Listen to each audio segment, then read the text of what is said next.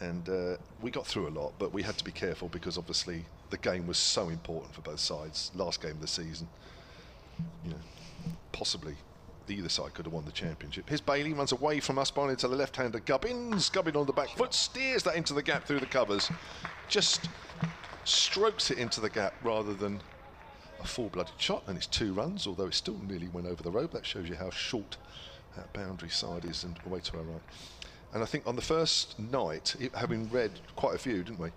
There was still 70 that we didn't. And I think the next day there was 50 that we didn't. I mean, it was crazy and it was great fun. Do you know what? In that following week that you were enjoying up at Lord's for the Bob Willis Trophy final, which I texted you saying you enjoyed it, didn't I? It was a shame I wasn't there. Gubbins pushes that back to the bowler. And I actually spent that week replying to a lot of those people that I didn't read out. And I got quite a few replies, which was quite nice, saying, well, you know, I wasn't expecting you to, you know, email back and say, sorry, we didn't read it out. But I just thought it was quite nice, you know, just because so many people had emailed. So solentcricket@gmail.com. I'll come to a couple of mine, but you've got a couple of ways to get in touch. Well, if you're going to email, maybe just stick with that one. That sounds great. Okay. But you can tweet at BBC Lancs Cricket as well. Okay, right. Joe, who's on the ground, has tweeted. Here's Bailey, bowling to Gubbins. Ooh, he's playing at that one, although he pulled the bat away when the ball had gone well past at the bat. 7-for-1 the score remains. Joe says actually here for all 4 days this match, and I've been forced to the wrong side of the ground. There is no wrong side, but I know what you mean, as the wicket is so far over. So we're at the hotel end, looking back towards the pavilion. The wicket is to our right, and that's the west side of the ground. The east side is to our left. Joe normally sits on the east side, and very rarely has to go over to the west side, so it must feel alien, must feel like they're in a different ground. Here's Bailey, bowls. Nice drive by Gubbins through mid-off. That's 4 runs. Lovely shot. Nice forward motion with the body into the ball, stroked it into the gap, 4 runs. How's he started this season, Gubbins? Yes. Yeah, how has he started? Oh, sorry, how's he started? He got a half century in the last game, 69 in the 1 innings Hampshire had, 37 in the only innings here, 21 and 6 at Surrey. Steady without being spectacular. Yep. One of the players I'm looking forward to watching this week. Right. Yeah, he's well, obviously, you know, made his name at Middlesex, didn't he? He's kind of sort of hasn't quite kicked on. That's way outside the off stump, almost a wide. Well taken by Phil Salt, running almost towards the second slip to take that.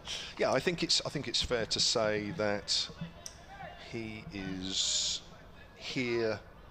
You know what it's like when some players move. Most players move. It's a change of scene, change of attitude from the players around you, which is important. And it can sometimes spur you on. And I think he feels that that's what he needs. So, yes, looking forward to a big season from him, hopefully, and probably none more so than Gubbins himself as Bailey comes in and bowls. Oh, my word, that's a great delivery. That's nips away. They're appealing for the court behind. Well, if that hasn't hit the bat, how has that missed the off stump? Maybe it's clipped the off stump. What a delivery that was. Watching it on the live feed. Oh, dear, how'd you play that? I'm sure you can. Massive leg break to the left-hander. Ridiculous. That's gone quick. Off the pitch, brought him forward. You're just pushing forward in the hope that you play a miss. Yep. Wow. Yeah, he's hit the ground running here, isn't he, Bailey? Cool. He's bowling a fine spell from this hotel end to start things off for Lancashire, getting the ball to move both ways.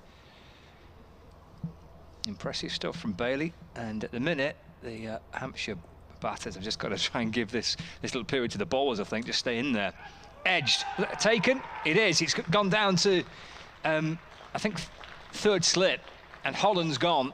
Anderson strikes over the wicket, in and bowling, edged low down to Rob Jones there, who's at 3rd slip, and he takes a good low catch, really good low catch actually, because it was heading kind of ankle height to him, and Hampshire lose their 2nd wicket. Anderson picks up his 1st with the first ball of his 4th over. Hampshire 11 for 2. Holland caught Jones, bowled Jimmy Anderson for 4.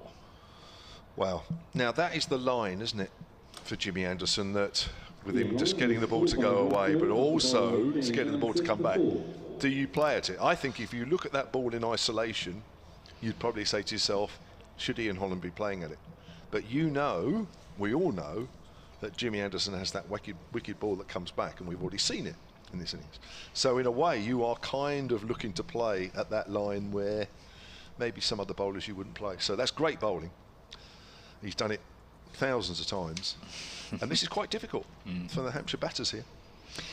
It is, yeah. You just got to try and see if you can get through this spell. But I mean, that obviously have known that they're facing Anderson, they're facing Bailey. They've still got Hassan Ali to come into the attack. This is going to be it's a brave decision, and they've got to back themselves to try and get through this. And you're going to have a bit of good luck, aren't you? You're going to need a bit of good fortune to get your way to get through this first hour or so. So James Vince, the Hampshire captain, walks to the crease 100 in the last game at Canterbury in that big win over Kent. And he said himself that was one of the flattest pitches that Hampshire have played on in the last few years. So I think when you get a player that says that, I think you can be pretty sure that Canterbury pitch was very flat indeed. Yeah, it was pretty flat when Lancashire played there as well. They did well, Lancashire, to bowl them out twice and take 20 wickets on that pitch to win the game. It was hard going. Compton battered superbly. He did against Hampshire, didn't he? He did, yeah. He got 80 odd and something, 2 half centuries, I think. No, 30 odd and 80 odd or something. But yeah, he looks like somebody that's difficult to dislodge. 4 slips in a gully. There's Anderson bowls, pushed away by Vince. Out into the offside, scampers through for a single. That's the way to play Jimmy from the other end, isn't it? Get off the mark straight away. 12 for 2 brings Gubbins back on strike. All the best players play the best bowlers from the other end. That's been a saying since before time. Well, it was kind of perfect, wasn't it? Just drop it into the offside, scamper through for 1, but yes. Well, you've got to keep the scoreboard ticking along at the very least, because otherwise you're going to get stuck here, because this is a decent combination of bowling from Lancashire. Anderson to Gubbins. Let's just drop back down towards Anderson off his own bowling. Tries a few keepy uppies. You could ask him about that tomorrow, perhaps. His footballing skills. Yeah. Coming from Burnley. Yeah, Burnley fan. 12 for 2. Gubbins 6 and Vince on 1. There's an obvious comeback to that, but I won't say anything. What do you feel about Sean Dyche having been removed as manager? You must have an opinion on that. If you get into Sean Dyche and Burnley, then you'll know you're struggling. With 20 minutes to go. Yeah. Anderson in, down the leg side. Gubbins tries to ease it off the hip, down towards fine leg. Now it's reached the boundary, and it has gone for buys, 4 buys. Little deflection off the hip, down toward the rope for 4. So Hampshire move on to 16 for 2. Thanks very much, Scott. I'll disappear for half an hour now. He'll be back just after midday, and Hampshire's honorary archivist Dave Allen is going to come in alongside me. I was just having a look at Jimmy's one game before against Gloucestershire. None for 30 and 2 for 25 at Old Trafford in his one game in the Championship to date. Outside the off stump, and again that's good carry through to Phil Salt and left alone by Nick Gubbins. I mentioned the one email that we are using for this game, and it is solentcricket@gmail.com. See, I've learnt my lesson from last year at Egbert, saying it nice and slowly. Duncan Scutt has emailed as Anderson from that pavilion end comes into the left-hander Gubbins, who's on 6 and bowls, and that's wide, and Gubbins reaches at that one, comes off the bottom of the bat. Have to hurry here, James Vince. Oh my word, a direct throw, and I think Vince was a goner. My word, that was close. Vince seemed to be slow off the mark. I don't know whether he was expecting Nick Gubbins to keep running, but Vince, that first few yards, Dave Allen, seemed to be walking in treacle. He started a bit like I would. Well, that was a worrying moment there for a while. Yeah, silly run out is not quite like Hampshire need at this point, is it? No, not in this situation. Right, Duncan Scott says, hi guys, great commentary. Nice to be tuned in, watching my beloved Lancashire all the way from Brussels in Belgium. Keep up the great work, says Duncan, and many thanks. From Belgium, lovely. Here's Bailey. 3 overs, 1 for 11 for Tom Bailey. And outside the off stump, even though it's coming back, Gubbins leaves alone. Well, here's a couple of prompts for tomorrow night for you, Kevin. Jimmy Anderson at the, strictly speaking, at the Rose Bowl, because it was before the name change in 2012. That's right. So Jimmy Anderson, first game, is his first game at the GS or Rose Bowl? Yeah, it was only about his fourth first-class match, I think. Yeah, 2002. 6 for 23 in the first innings and 3 for 27 in the second. Yep. Success at this ground straight away as Bailey comes in to Gubbins, and that holds its line outside the off stump, and he leaves that alone. First ball in Test match here. First Test match here. At the first Rose Bowl Test match ball bowled. Yeah. Actually, from this end, Jimmy bowled it from the hotel end. Oh, okay, thank you. And it was the game against Sri Lanka that was wrecked by the rain, really. And Chris Tremlett had a particularly good game. But Jimmy Anderson bowled the first ever ball in Test cricket on this ground. Right. Bailey to Gubbins once more. 3 slips in the gully. He's playing a missing outside the off stump. And you get enough balls in the right area at the moment. It's a little bit dicey for the batters. You expect a bit of movement earlier on first morning. Bailey just gets one just to nip away again from the left-hander. It's a bit green out there, isn't it? And Yeah. I'm looking at the attack that Lancashire have chosen, and they've not gone for the very quick guy, and they've not gone for the leggy, and it seems to me they've picked 2 classic top-level English seam bowlers. Yeah, that's a good, nice, firm forward defensive into the gap in the offside, and that'll be a single to Gubbins. Need to take every single on offer here at the moment, but not so much that you run the risk of being run out. 18 for 2, Hampshire. Gubbins has 8 now, and Vince has 1. I'm going to do a very quick 30-second update in a moment, just to keep everybody up to date. If you've just joined us, that might help as well. Just to surmise what's happened in the first 30-odd minutes or so. We're into the 8th over of the morning, and Lancashire already closing in on a first bonus point. First bonus point kicks in when you've taken 3 wickets. Here's Bailey, bowls, and that's off the straight there from Vince, who works that behind square on the leg side. Got 1 or 2 of the Lancashire fielders excited as he did so, and Vince moves off to 2, and it's 19 for 2 now, Hampshire. Remember, second versus third. Both these sides coming into this game in those positions. Hampshire second and Lancashire third. Here's a quick update then. Well, we've had just over 30 minutes play this morning. Hampshire, having won the toss this morning, are 19 for 2. It must have been a borderline decision, because the wicket is giving the bowlers some help, and Lancashire are including a certain Jimmy Anderson, who's is England's best ever bowler. He's picked up 1 wicket this morning. He had Ian Holland caught in the slips for 4, but before that Joe Weatherly edged seam bowler Tom Bailey through to the keeper for 1. So batting is quite hard work out there at the moment. Gubbins is 8, Vince has 2, Hampshire 19 for 2. I've got to say, Kevin, I'd suspect that Barker, Abbott and Abbas would have been a bit of a handful on this, and I think you're right about that borderline decision. We shall know by the end of the day, I guess. Yeah, we will. Who won the toss, Hampshire Somerset here? Can you remember? I'll look it up. No, I can't. I'm sorry. No, I know. I can't remember. No. I can't remember yesterday. Let alone 3 weeks. Let me have a look. Here's Anderson from the pavilion end. On the back foot there is Vince. Plays that back to the bowler, and there's no run. I think we might have done, because we had that terrific opening partnership, didn't we? Weatherly 168 and Holland 81 then. But maybe we chose to bat. Right. But So I can't remember. Somerset won the toss and decided to bat, and they were bowled out for 180. But Oh, as we of say, course. there were a couple of men down, weren't they? Yeah, of course. We didn't bat first, did we? No. No. So at the moment, this is looking like going the same way. In fact, 180 looks loads at the moment. That's turned away to square leg by Vince, and there's no run.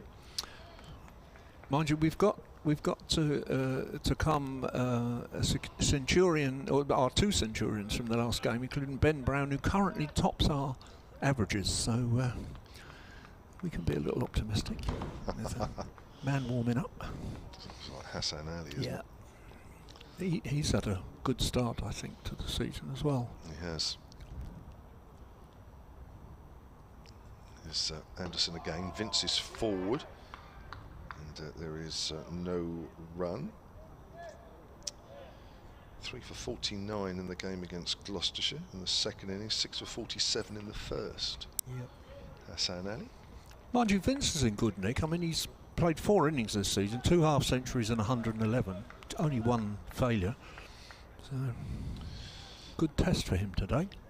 Certainly is. Good test for anybody here. Yeah. At the moment, England's premier bowler and one of county cricket's more prolific wicket takers. Yep. I'm talking about Tom Bailey. The second sentence there, as that's worked towards mid-wicket. Dink Ganatra has emailed solentcricket@gmail.com. He says, hello. He says, can you arrange for mighty Hampshire to get the match done within 3 days, please? Well, they might do, but it may not have the right saying it. So I can watch the World Snooker Final. Oh, okay. Also, the positive for Lancashire would be to travel back on Sunday, as there won't be much traffic. Dink, it's a bit controversial, isn't it? Stirring it up already, is Dink. Here's Anderson, bowls. Vince is edged through to the keeper. Everybody's up and he's gone. Caught by Phil Salt. That looked a good delivery as well. And I'm not sure whether that's caught the outside edge or the inside edge. Watching it again on the live feed.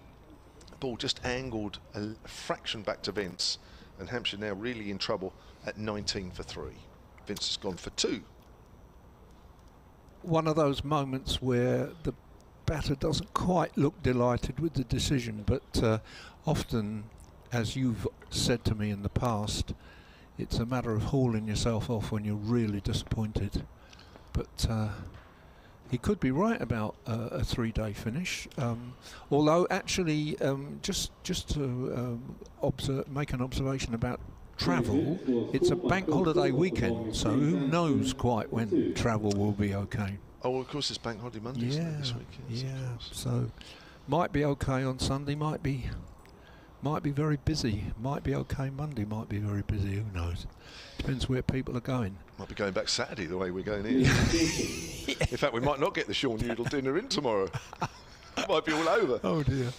I mean, it does look hard work out there. I mean, I have to say already, you think batting first. Yeah. Dane Villas said that he would have bowled first. Did he? Yeah. Before the game. There's no sign of sunshine, and there is that. It really isn't a green pitch, but interesting thing, I'm wading my way through Wisden, which I reckon usually takes me till Christmas to get through everything, but one of the things that you get in Wisden is a table of umpires' scores of quality of pitches in Championship and white ball games, and the Hampshire home games, the Adjust Bowl games last year, were marked second lowest. Were they really? Glamorgan was lowest, and then Hampshire. Really? We did have 1 or 2 odd ones, didn't we? Do you remember the Notts game when in the first division, which we needed to win? And yes. There were 1 or 2 sniffy comments about that, but it's not to say it was awful. I mean, they might have all been kind of okay or very good, but and our marks for white ball were better, but we were next to bottom. So I don't think this is a poor pitch, but no. I think it's terrific bowling so far. It is, yeah. There hasn't been many bad balls out there, if any. No. Maybe a few wide, but yeah, nothing that you'd be throwing the bat at, not in this situation. So another century maker from last week is Liam Dawson, who's walking out at number 5. In fact, he got his career best last week at Canterbury. That was 171. I think his previous was about 150, 160, something like that. And, well, this is a completely different kettle of fish, because last week I think we've seen more balls move off the straight in 39 minutes than we did in 4 days at Canterbury. So this will give you an example of the different challenges that are facing the batters here. And no bigger one than the man running in now, Jimmy Anderson. On the back foot there, Dawson steers that out to backward a point, and there's no run. End of the over. Hampshire are 19 for 3, having won the toss. Nick Gubbins is 8. Dawson has faced just the 1 delivery. And Jimmy Anderson, 5 overs, 4 maidens, 2 for 2. And probably wouldn't have expected anything less on this pitch. Probably not. Good round of applause as well from, not a huge crowd today, but good round of applause, well deserved. Yeah, most of the crowd away to the right, to the west side of the ground, because that's where the wicket is. It's 1, 2, 3... It's 4 wickets in from the end of the square, so we are way over to the right. Here's Bailey, runs away from us, right arm over and bowls, and Gubbins gets one that comes back and he gets the bat down in time, pushes it out on the offside. Niall Duxbury has emailed solentcricket@gmail.com. That's the email we're using for this game, as we did at Egbert last year in the game between these two at the back end. Morning, gentlemen, says Niall. As a Lancashire fan, I always look forward to the Hampshire game. And I think he's talking about me and Scott, not Dave. He doesn't mean to be rude, but obviously me and Scott did the whole game last year. And he says, I look forward to you and Scott in commentary, which is nice. Dave Allen's good as well. Outside of the off stump, and that's left alone. I spent all day at Egbert last season listening to the two of you. Good to hear us Burnley fans being represented in Scott and Jimmy too. Of course, I forgot Scott is a Burnley fan. And Niall says, P.S. Dyche in. Dyche in. I bet that split the town, isn't it? I've got a Burnley story. Have you? Which I might get to in a minute. Have you done a gig up there? I've done a gig in Colne. Is that near Burnley? Yeah. Done the Blues Festival at Colne more than once. Yeah. Ooh. Yeah. That was exciting. Yeah. I don't think I've actually done a gig in Burnley itself, right. But at Colne. But actually, I've got a couple of Burnley stories. All right, we'll come to those. As outside the off stump, he's round the wicket now is Bailey, and that's left alone by Gubbins. Well, our greatest wicket taker, and you can debate as long. Hampshire's greatest wicket taker, Derek Shackleton, came from Todmorden, and it transpired in the end that Todmorden was actually Yorkshire, not Lancashire. But he was a reserve goalkeeper for Burnley FC in the 1940s. So there we are. Ooh. And he played for Todmorden for some time in the, I think, the Lancashire League. Somebody could tell us. Bailey forward is Gubbins up towards mid-off. It's a nice strong forward defensive. So that's one of my stories. Yeah. The other story is, you've got to be really old to be able to claim this, but I saw the Burnley side that won the league and got to the cup final in the early 1960s, because they came to my home city of Portsmouth to play a friendly, because Pompey weren't that good in those days. They were second division. But when we launched our new floodlights. Oh, right. Bailey again. Gubbins league's one that comes back to him. That's close to the off stump. Oh, no ball. It's all right. That's all right. So that was the team with Adam Blacklaw, Ray Pointer and John Kennelly, and I think Kennelly was in the World Cup squad, and Alex Elder, and I should probably remember them all eventually. Might take me a while, but so there we are. There's my Burnley stories. Lovely, Dave. Lovely. And it's only 11:15 on day one. Yeah. And they're used up. But there are other places in Lancashire, of course, as that's turned away square on the leg side, so feel free to bring any of those out, Dave. All right, mate. That's Dave Allen, Hampshire's honorary archivist, who also is a well-known musician on the local circuit here. Well known south of Fratton Bridge in Portsmouth, yeah. Well known in his own street. I've done a few gigs in Lancashire, though, that's for sure. I once played the Twisted Wheel, which is quite a famous club in Manchester. Oh, Scotty knows that one. You know that one? Yeah, I played there. 1968 though, Scotty, so you probably weren't there, mate. Probably. As Gubbins pushes out square on the offside. That is a very good chance.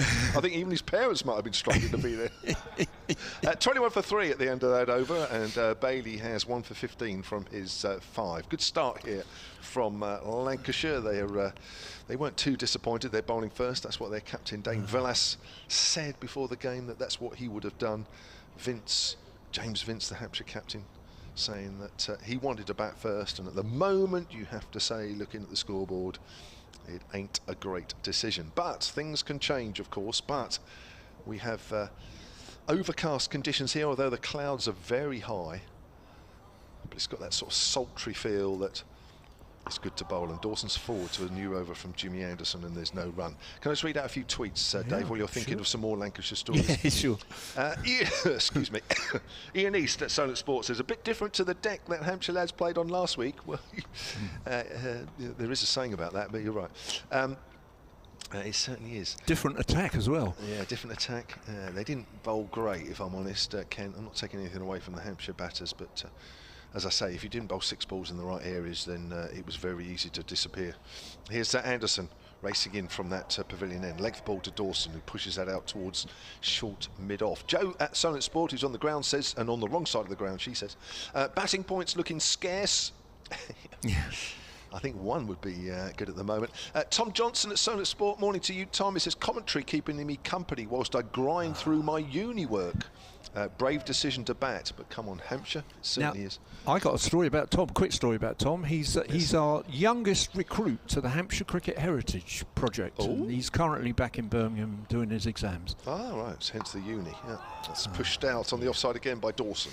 So, good morning, Tom. Nice to hear from you. The Hampshire Heritage Committee. Yeah, we've got Hampshire Cricket Heritage Limited, strictly speaking. It's just an organisation that kind of handles all the memorabilia here and all the displays. And because most of us are old enough to remember the Burnley side that won the First Division, we needed some younger people, and Tom is one of those. That's good to hear. Got a few emails as well. I'll try and get through those quickly as Dawson gets another length ball from Jimmy Anderson. Again, he's pushing that to short mid-off. Nick Jenkins at Solent Sport says, morning guys, thanks for mentioning Sean Udall's evening. That's tomorrow night. Lots of great auction prizes available, I see, including cricket matches, holidays, private dining, sporting pictures, and even a bespoke suit for you, Kev. That's right. Well, I'm going to be wearing my tried and trusted suit tomorrow evening, so if you've seen me do one or two of these evenings before, which of course I haven't done many because it's been COVID. Nice drive up towards mid-on, past a diving, sprawling fielder, and that is going to be 4 runs up towards the pavilion. That is a lovely shot there from a man who made a big 100 last week at Canterbury. Dead straight back. Yeah. Back past Jimmy Anderson's right hand, 25 That was a fabulous shot, wasn't it? No, that's the 5th ball of his 6th over, and he'd only gone for 2 before that. It's amazing. Terrific. Yeah, just to re-mention that dinner tomorrow night, if you're not going, Hampshire have asked me just to mention that you can still take part in the online auction. Dawson gets another length ball there from Anderson. It goes back to the bowler, end of the over, 25 for 3. Dawson has 4, Gubbins has 8. And we've had 11 overs this morning. Jimmy Anderson has now completed 6 overs, 4 maidens, 2 for 6. Yes, tomorrow night, Sean Udall's fundraising dinner, because most of you will know by now, even if you're a Lancashire fan, will know that the former Hampshire off-spinner, who also played a bit for Middlesex and of course a bit for England as well, was diagnosed with Parkinson's a little while ago. In fact, the evening tomorrow night was supposed to happen just before COVID struck, so it's a dinner that's been postponed now for at least a couple of years or so. So finally we're able to raise some money for him as Bailey comes in outside the off stump, and that's left alone. And there is an online auction which, as Nick Jenkins mentions, that's featuring a whole host of exclusive lots. It's currently live. It closes at 11 o'clock tomorrow morning, and if you want to view the lots that are available in that auction and bid if you'd like them and want to bid, then if you just go to the Aegeus Bowl website, in fact if you go to aegeusbowl.com/Udal, U-D-A-L, you can have a view and take part. Here comes the Bailey Bowls, and that's flicked away down the leg side. A good diving stop there from Phil Salt, although he didn't take it cleanly. That ball ballooned away on the leg side, but good stop nevertheless. Hampshire remain 25 for 3. Yeah, interesting to see Phil Salt keeping, because he doesn't always, does he? The last time I remember seeing him was that COVID season when we were down at Hove, Kevin, when the first the first Bob Willis Trophy game. Actually, I've got a thing. I'm starting a campaign about the Bob Willis Trophy that I might just tell you about in a minute. See, because we might get some comments. See what people think. Okay, Bailey Bowles, Gubbins forward, plays it out square on the offside. So my campaign is simply this: that if you look on a lot of the major archives and the major records, career records and so on, you can often find a separation between county championship averages and first class averages. I mean, it would apply to you, for example, where you'd have a county championship average for Hampshire, but your first class average would include a fairly decent performance against the Indians once, for example, but it wouldn't be in the county championship records and so on. But there is an odd thing that is happening, I think, about county championship records. Ooh. Bailey, you're keeping everybody on tender hooks there, Dave. Flicked away nicely by Nick Gubbins through mid-wicket. Not totally timed. It's to the long boundary side away to our left. It will be pulled up well inside the rope, but they come back for 3. Gubbins running that third one quickly to make sure he's home and dry, which he is. And Hampshire move on to 25 for 3. They've been given a tough morning so far 28 for 3, I tell a lie, by the Lancashire opening bowlers. So I've started working out what I'm calling the inter-county averages. Now, by inter-county, I simply mean county championship records without all the other first-class stuff against universities and touring sides and so on. County championship averages plus the Bob Willis Trophy in 2020, because people are not including the Bob Willis Trophy in 2020 in county championship averages. Right? Wrapped on the pad there, Liam Dawson, as it goes down towards a leg gully area. Phil Salt quickly around. So who's not? Well, people like Cricket Archive and the ACS and so on and so on. And I just find it really odd, because I think that although that was a very peculiar season, there have been other peculiar seasons. I've made comments about that in the past. You know, I mean, we don't want to start separating out, you know, pre-first division or pre-4-day cricket and so on. Otherwise, it just gets bonkers. So you have to allow for differences in format, but they're not including it. And there are some anomalies. Oh, I didn't realise that. As Dawson pushes forward out into the covers, no run. End So of the over, 28 for 3. I mean, you know, some of the anomalies, for instance, Ian Holland averages almost 35 with the ball in the county championship. But if you include his very good season in the Bob Willis Trophy, comes down by about 9 to 26.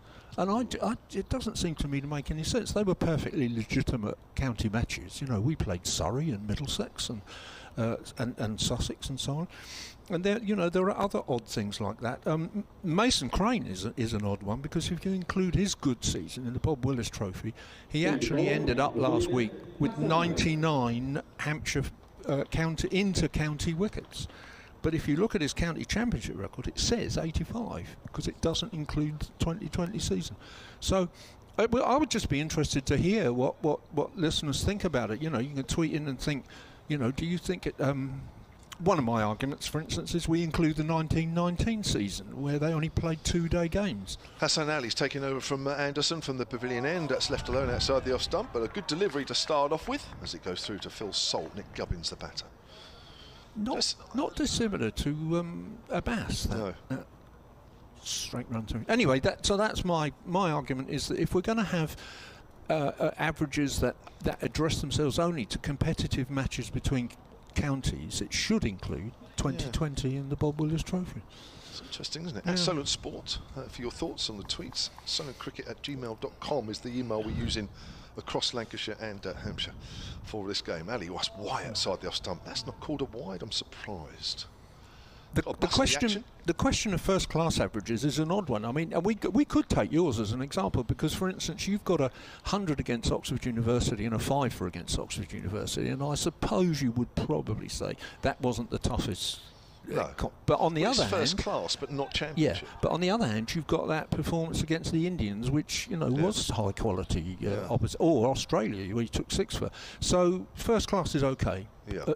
Ali bowls, that's straight, and that's turned from middle and leggish, I think, towards square leg, and there's no run. But I always thought traditionally that first class and championship were, you know, they were separated. You know, you'd say this person has a championship average of blah blah blah, but overall first class, which includes universities and your tour games and whatever other first class game that's deemed fit, then that would be that. But to actually then so are we saying the Bob Willis Trophy then is literally first class but not championship? That's what people are saying at the minute, and I contest it. Yeah.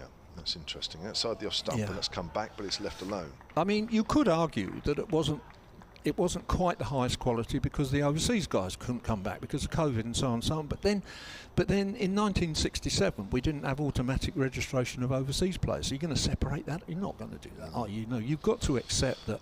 You know, would we want to work out averages for people who played on uncovered pitches and covered pitches? No, because it gets bonkers, doesn't it? First class or championships the same, isn't it? Yeah. It's all getting very complicated, Dave, I have to say, as Ali comes in. Runs in quite quickly, doesn't he, really? It's quite a small figure as he does so. It's turned away behind square on the leg side by Gubbins. Moves on to 12 with that single, 29 for 3, end of the over. Ollie Arnold, just very quickly, because I'm going to be off in about 5 minutes. Ollie Arnold says, morning, JMO. Impressive sides on display today. says Ollie. Recovering from the Verwood Cricket Club tour last week, playing at the beautiful Abergavenny Cricket Club, where the Hampshire second team are currently playing. Verwood in the New Forest, for those of you that up north and aren't quite sure where Verwood is, nice part of the world. Abergavenny's not too nasty anyway. I remember playing a Hampshire one-day game there years and years back.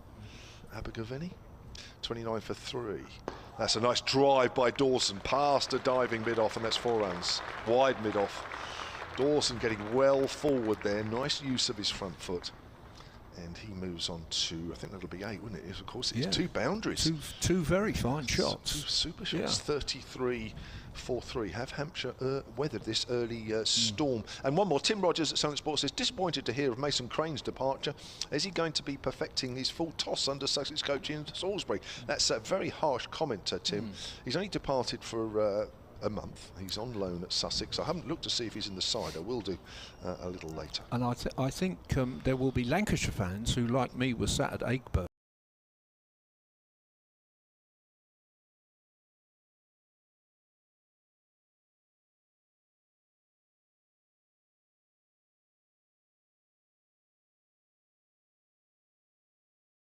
Coming in, sonatcricket@gmail.com. Damien Kilroy has emailed, great work, enjoying the coverage from Saigon in Vietnam. Love it. Goodness. It's been great being able to follow the championship cricket last year or so. That's pulled away by Gubbins, and that is a couple of bounces for 4 on the short boundary side. The new bowler is George Balderson, as you probably heard in the background from a slightly muffled mic. It's loud, but it's, as we were saying earlier, it's over-modding a little bit, but I'm sure somebody will sort that out. It's been great to be able to follow the championship, says Damien. Looking forward to the rest of the season. These two would have to be among the favourites for the title. I think I'd add Surrey to that as well, but you're right. Which other counties do you think will be in the mix come the end of the season? I kind of preempted that last line. Plus Warwickshire, plus Yorkshire. Warwickshire, you think? Yeah, Yorkshire. Those 5 for me. Do you? Yeah. 5 out of the 10 in the first division. I think it's a division of 2 halves. It's a length ball to Gubbins. Very much medium pace here, George Balderson. It's pushed out on the offside. A division of 2 halves, but says Dave Allen. I'm willing to be proved wrong, but it won't be the first time I got things wrong. But it feels like it at the minute to me, particularly with Somerset in trouble.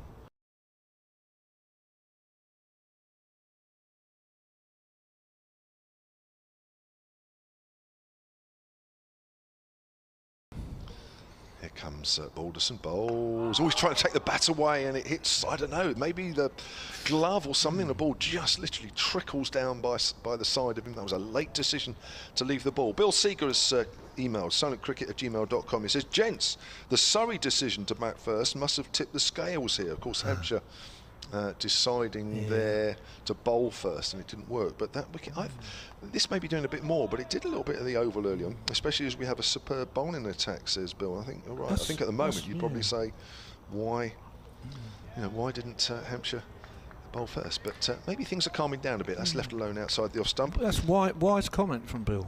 Yeah. James Clegg has emailed. Is that Cleggy, who used to be the physio here? If it's not, apologies, but I think it might be. sonatcricket@gmail.com. He says, hello JMO and all. Watching from a Dower Hotel on the outskirts of Newcastle. Can't believe there's any Dower Hotels near Newcastle. As Balderson bowls, and that's a length ball to Gubbins, who pushes that up to mid-off. Middle of nowhere, says James. Prepping for a 3-day weekend camp from the England under-17s this weekend at Kingston Park. Missing the Aegeus. It is Cleggy. It is. Cleggy, great to hear from you. I didn't realise you were going after the Surrey game. Cleggy was the Hampshire physio for a few years. I can't remember the exact number, but he was around for a while. And I then saw a photo that said he'd been presented with a shirt, as that's pushed out on the leg side by Gubbins, and that'll be the end of the over from the Hampshire team. And I thought, well, I'd heard that he was going at some point, but I didn't know when. And I thought, oh gosh, I didn't have a chance to say bye. So Cleggy, I've got a chance now, and we're missing you already, and nice to be in touch. 37 for 3.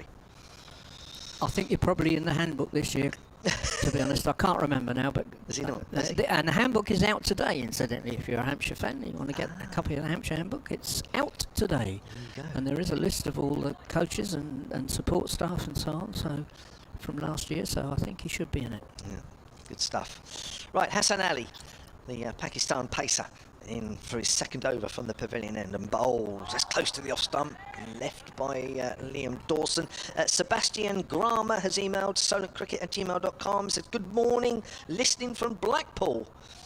Glad to hear that our bowling attack is finding the right line and length. I wonder if he knows Stephen Croft is from Blackpool, isn't he? He was born in Blackpool, I think, from memory. Yes, he was. I wonder if you've come across him a few times up there. In the windy town, very windy on the seafront there, isn't it, whenever I've been up there anyway. Good to hear that our bowling attack is finding the right line and length as Ali bowls edged and caught second slip, and there's another one finding the right line and length. And Dawson ends that good length ball through to second slip. I think that's Danny Lamb that has caught that one. And Dawson goes for 8. Ooh, yeah. Ali has picked up his first wicket. And Hampshire in all sorts of trouble here at 37 for 4. That was like a leg cut. That was really, really well bowled. I don't think you could point a finger at Liam Dawson there and say he did much wrong. That was, and Ali hasn't bowled that well so far. He's been a bit inconsistent with his line, but goodness me, did he get that right? Well, there we are. I think Joe's right about the batting bonus points. The only thing I would say to cheer Hampshire up at the moment, if you think back to Aigburth last year, is that neither team in any of the 4 innings got to 200. No, they didn't. And you know, I mean, Lancashire won it, but they were 9 down for 190 odd. So maybe it's just the way of things between these two sides. Well, they're both good bowling attacks. What you don't want, of course, is Hampshire to get about 8 or 9 down. It suddenly flattens out, which is what you don't want. Sebastian continues. He says,